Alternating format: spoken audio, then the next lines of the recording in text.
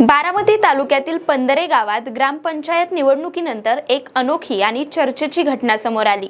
कोकरे परिवारातील आई, वडील आणि मुलगा या तिघांनीही ग्रामपंचायतीत स्थान मिळवत गावाच्या राजकारणात वेगळी छाप पाडली आहे। 3 वर्षांपूर्वी झालेल्या ग्रामपंचायत निवडणुकीमध्ये संगीता कोकरे आणि त्यांचा मुलगा विक्रम कोकरे यांनी सदस्यपद मिळवले, तेव्हा देखील या घटनेची चांगली चर्चा रंगली। यानंतर अलीकडेच झालेल्या 4थ्या प्रभागाच्या पोटनिवडणुकीत कोकरे कुटुंबाचे प्रमुख भरत कोकरे यांनी प्रतिस्पर्धी उमेदवाराचा 28 मतांनी पराभव करत विजय मिळवला। पंधरे गावाच्या विकासासाठी कायम विरोध करणारा सदस्य अशी प्रतिमा काही प्रस्थापित गाव पुढाऱ्यांनी विक्रम कोकरे यांची केली होती।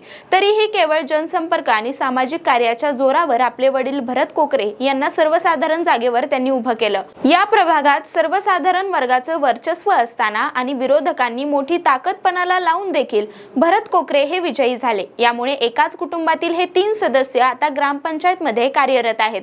स्थानिक राजकारणात ही घटना लक्षवेधी ठरली असून मतदारांनी एकाच कुटुंबावर दाखवलेला विश्वास ठामपणे दिसून येतोय।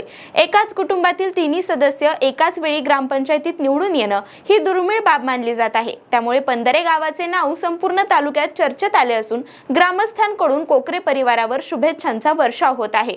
अशाच नवनवीन अपडेटसाठी आपल्या .com महाराष्ट्राच्या पेजला फॉलो करा आणि YouTube ला पाहत असाल तर सबस्क्राइब करायला विसरू नका।